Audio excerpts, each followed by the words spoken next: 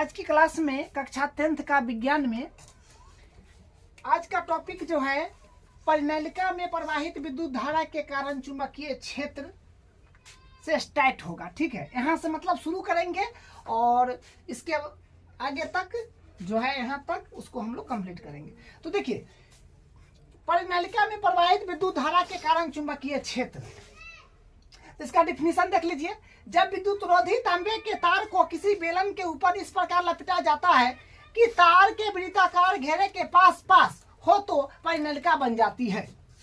कहने का मतलब है कि एक बेलनाकार, ठीक है, बेलनाकार, देखिए विद्युत रोधी तांबे के तार को बेलनाकार मतलब बेलनाकार वस्तु के ऊपर विद्युत रोधी तांबे के तार को इस तरह से लपेटना है, इस तरह से लपेटना है। ठीक है, एकदम पास पास लपेटिएगा, एकदम पास पास, एकदम पास पास। तो यही जो है जो युक्ति प्राप्त होगा वही युक्ति बन जाएगा परिनालिका। लेकिन इसमें हमको चुंबक क्षेत्र रेखा देखना है। तो आपको हम कल की क्लास में बताए थे कि अगर मान लीजिए कि ये विद्युत रोधी तार है, इसमें करंट मान लीजिए बह रहा है, तो ऊपर की ओर बह रहा है, तो ऊपर की ओर अंगूठा की दिशा करेंगे और ये अंगुली जिस तरफ मतलब ऐसे आ रहा है तो चुंबक क्षेत्र की रेखा अंगुली बताएगा, मतलब इस तरफ चुंबक क्षेत्र है। ठीक है, तो ये बात तो आप लोग जानते हैं, कल की क्लास में बताया हुआ है। ठीक है, तो सब यही लॉजिक से जो है पूरा काम यहाँ तक हुआ है। चुंबक क्षेत्र रेखा कैसे है, किस तरफ है, ये सब ये लॉजिक से होगा कि विद्युत रोधी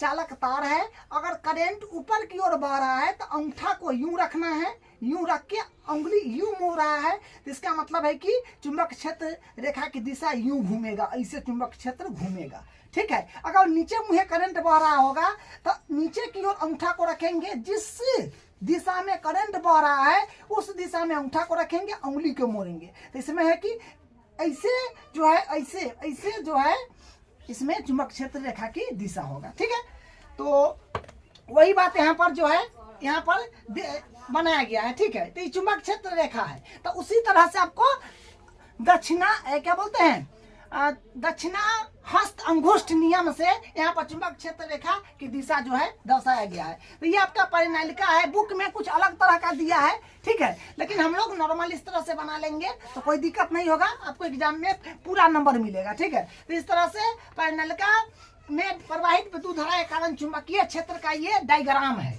ये दोनों, या तो ये बना लीजिए या फिर ये बना लीजिए, दो तरह से है। ठीक है, और यहाँ पर देखिए ई नॉर्थ साउथ, मतलब नॉर्थ साउथ एक बात आपको बताए हैं। देखिए, जब अंदर की ओर चुंबक क्षेत्र रेखा होगा ना तो साउथ से नॉर्थ की ओर जाएगा, और बाहर की ओर होगा तो नॉर्थ से साउथ की ओर जाएगा।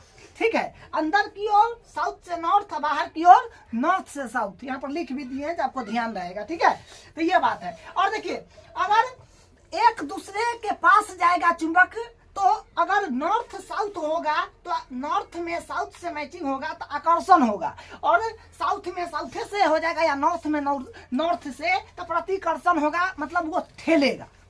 ठीक है, कहने का मतलब ये बात है। तो देखिए, परिनालिका के चारों ओर चुंबकीय क्षेत्र क्षण चुंबक के चारों ओर चुंबकीय क्षेत्र के समान होता है। क्या है कि परिनालिका के चारों ओर आप देखिएगा तो चुंबकीय क्षेत्र क्षण चुंबक के चारों ओर चुंबकीय क्षेत्र के समान होता है, बराबर होता है। ठीक है, इसके बाद परिनालिका के भीतर चुंबकीय क्षेत्र समान होता है। परिनालिका के भीतर चुंबकीय क्षेत्र समान होता है, तो ये बात उसी का है जो ध्यान रखना है आपको। अगला देखिए जो है विद्युत चुंबक, इलेक्ट्रोमैग्नेट, विद्युत चुंबक।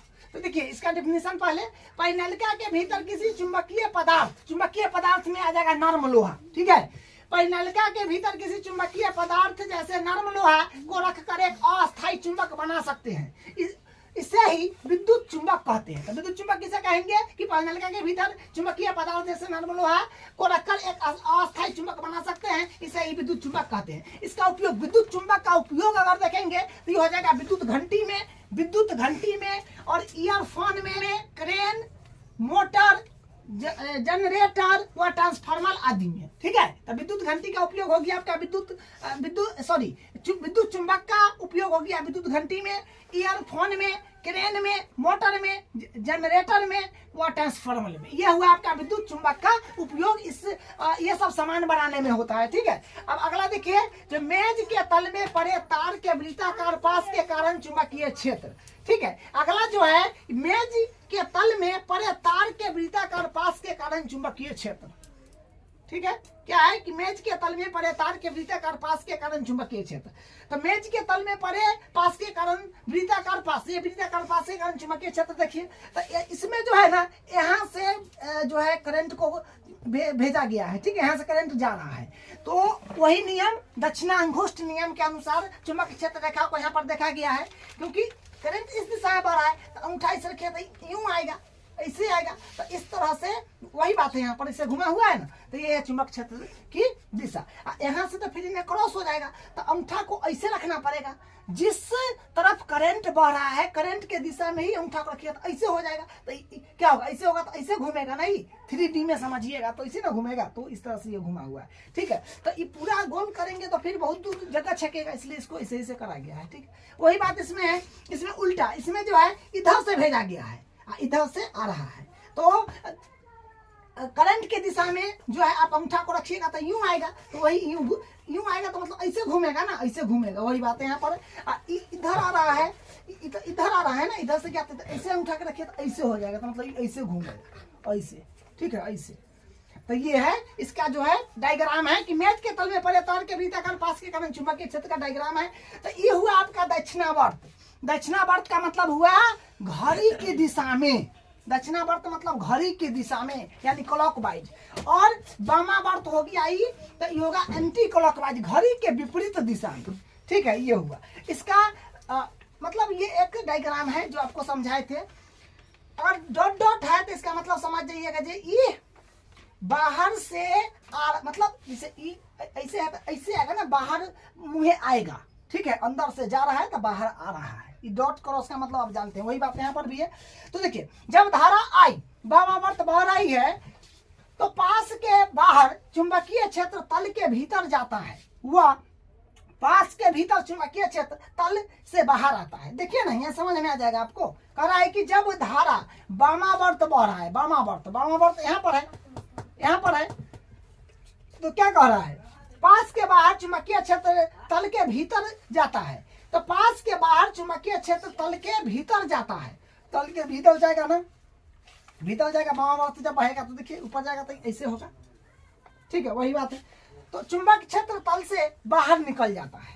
ठीक है, तो ये जो है इसका जो किस तरह से चुंबक का दिशा है वही बात यहाँ पर लिखा हुआ है। ठीक है, तो हम लोग आज की क्लास में यहाँ तक करे हैं, उसके अगला जो होगा हम लोग अगले क्लास में करेंगे।